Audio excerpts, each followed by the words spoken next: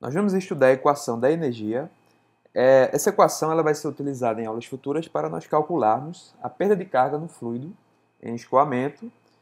E nós vamos partir agora de um modelo bastante simples para chegarmos à equação de Bernoulli, que é uma equação bastante conhecida na mecânica dos fluidos e que pode ser obtida, pode ser deduzida pela integração da equação de Euler ao longo de uma linha de corrente. Essa equação ela se baseia na segunda lei de Newton e também podemos aplicar a segunda lei da termodinâmica a um fluido em escoamento e chegamos à mesma equação de Bernoulli. Por isso, sob certas restrições, podemos interpretar a equação de Bernoulli como uma equação de energia, uma equação que relaciona formas de energia em um fluido em escoamento.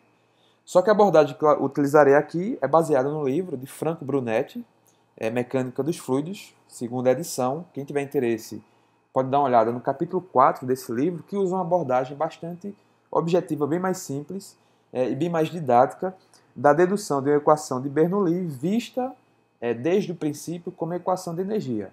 Mas essa não seria bem a dedução formal utilizada na mecânica dos fluidos. Portanto, como foge ao nosso objetivo utilizar a equação de Euler, nós vamos utilizar essa dedução, onde nós partiremos da intenção de obter uma equação de energia na forma da equação de Bernoulli. Então, vamos demonstrar isso. E, inicialmente, queremos identificar os tipos de energia mecânica num fluido em escoamento. Nós temos a energia cinética, que é dada pela massa do fluido vezes velocidade ao quadrado sobre 2, devido ao fato dele possuir uma velocidade não nula. Teremos a energia potencial, m vezes a aceleração da gravidade g vezes a altura h.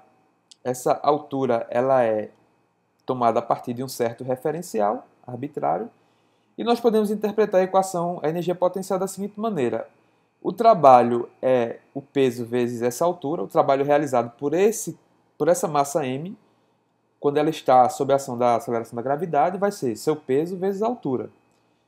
Só que o peso é m vezes g. Então, quando eu substituo a expressão do peso na expressão de trabalho realizado por esse corpo, nós temos m vezes g vezes h, então nós podemos interpretar a energia potencial como sendo o potencial que aquele corpo tem de realizar trabalho, o máximo de trabalho que ele poderia realizar. E a outra forma de energia é a energia de pressão, dada por P vezes ΔV. Vejamos aqui um fluido que escoa por uma certa distância ΔS, e nós queremos também calcular o trabalho realizado por esse fluido que escoou a distância ΔS. Vai ser força vezes ΔS. Agora, que força vai ser essa? Vai ser uma força que está relacionada com a pressão do fluido. Na hidrostática dos fluidos, nós definimos a pressão como sendo uma força dividida pela área de aplicação dessa força. Quando nós temos uma pressão, nós podemos relacionar uma força a essa pressão, chamando de força de pressão. Então, se a pressão é força dividida pela área, nós podemos dizer que a força de pressão é esta pressão vezes uma certa área onde nós estamos tomando essa pressão. Então, eu vou escrever a expressão de trabalho, que é força vezes ΔS, e substituindo a força por P vezes A, que veio da definição de pressão, eu digo que trabalho é P vezes A vezes ΔS. Só que A vezes ΔS, nesse caso, vai ser ΔV, o volume que o fluido ocupou no escoamento. Então, pela expressão de trabalho, nós deduzimos essa energia chamada de energia de pressão. São essas três formas de energia que nós vamos considerar no escoamento do fluido e vamos utilizar as seguintes hipóteses para que essa equação de Bernoulli possa ser vista como uma equação de energia. O fluido é ideal, ou seja, o escoamento não tem atrito, não há máquinas no trecho, nem há trocas de calor com o meio. Propriedades são uniformes na seção de escoamento do fluido, o fluido é incompressível e o escoamento ocorre em regime permanente. Vejam que as três primeiras hipóteses elas são bastante importantes pelo fato de nós estarmos considerando essa equação como uma equação de energia. Quando eu digo que o fluido é ideal, eu estou dizendo que não há atrito no escoamento e, portanto, não há dissipação de energia na forma de calor quando o fluido escoa. Se não há máquinas no trecho, não há adição nem remoção de energia nesse escoamento e também não temos calor sendo adicionado nem removido com a terceira hipótese de que não há troca de calor. É importante notar que se o fluido é incompressível, a hipótese 5 me diz que não há variação da massa específica, Então eu também não tenho variação de calor no fluido, não há expansão do fluido nem contração do fluido. Vamos partir aqui do nosso sistema, é um tubo onde escoa o fluido. Eu delimitei duas seções, a seção de escoamento 1 e a seção 2. Vamos observar essa região que é limitada por essas duas seções 1 e 2. E quando o fluido escoa através dessas duas seções, eu tenho uma quantidade de fluido que escoou para dentro dessa região, adicionando uma certa quantidade de energia para essa região. Ao mesmo tempo, uma certa quantidade de fluido escoou para fora, removendo uma quantidade de energia dessa região. Então, vamos construir aqui as variáveis do nosso sistema. Eu vou ter com relação a um certo referencial, as alturas H1 e H2, as velocidades de escoamento desses dois fluidos, suas pressões, o volume que escoou para dentro na seção 1 e para fora na seção 2 e as respectivas massas desses fluidos. Então estão aqui as variações de massa e volume, as variáveis pressão e velocidade e altura para as duas seções. A quantidade de energia que foi acrescentada pela quantidade de fluido na seção 1 é dada pela energia potencial, mais energia cinética, mais a energia de pressão. A quantidade de energia que foi removida do sistema pelo escoamento através da seção 2, também energia potencial, energia cinética e energia de pressão.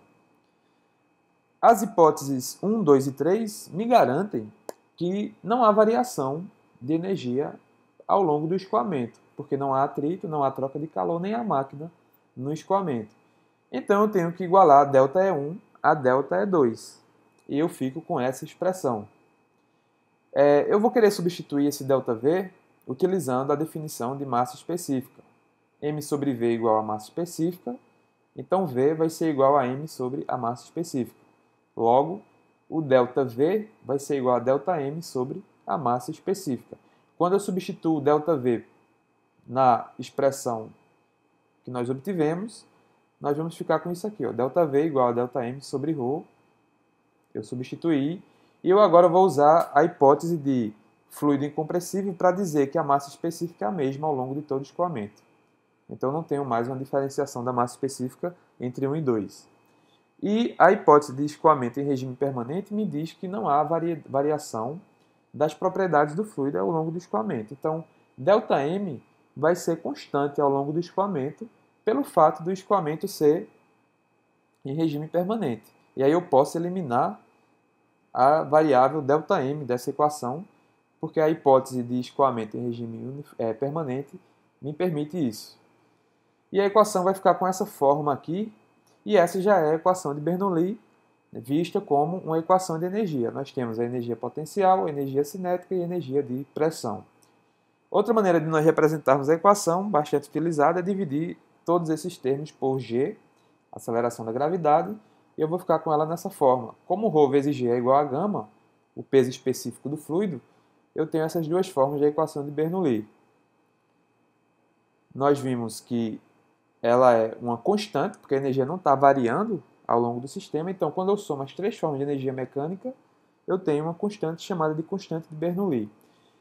Essa equação ela não é válida somente como interpretação da equação de energia. Nessa aula nós queremos vê-la como equação de energia, mas como eu falei no início, ela pode ser obtida também pela segunda lei de Newton, e ela relaciona pressão, velocidade e a altura do fluido, representada aqui pela variável z, sob certas condições, né? Portanto ela é bastante restrita. No nosso caso, o interesse é interpretá-la como uma equação de energia, e nós acabamos de deduzi-la considerando, pelas hipóteses dadas, que nós temos aqui a soma de três formas de energia mecânica. Nós temos energia de pressão, energia cinética e energia potencial. Vejam que quando nós utilizamos essa segunda forma da equação, nós temos que a energia potencial é dada por Z, que é medido em unidades de comprimento. Então, o que significa nós termos uma quantidade de energia dada em unidades de comprimento? É porque aqui nós dividimos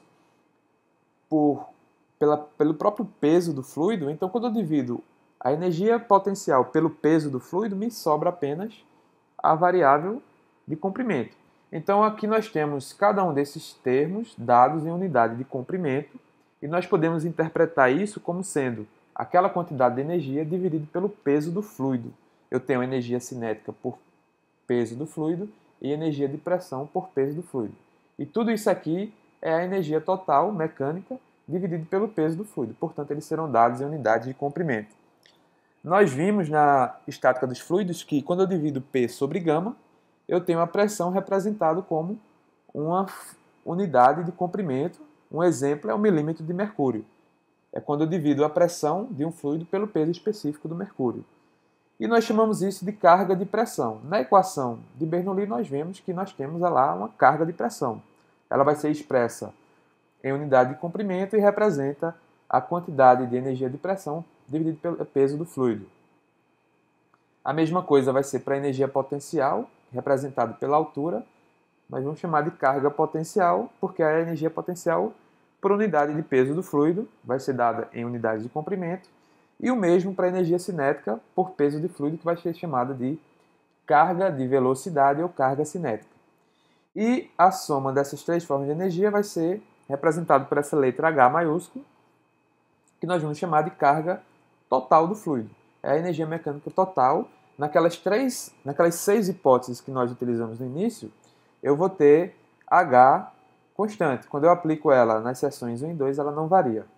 Então nós chamamos isso de carga total do fluido e ela é representada como sendo a energia total, a energia mecânica total do fluido em escoamento por unidade de peso e vai ser dada em unidades de metro. Então nós chegamos aqui na primeira forma da equação de energia que nos interessa. Futuramente nós vamos remover algumas restrições para que nós tornemos essa equação mais próxima de uma situação real.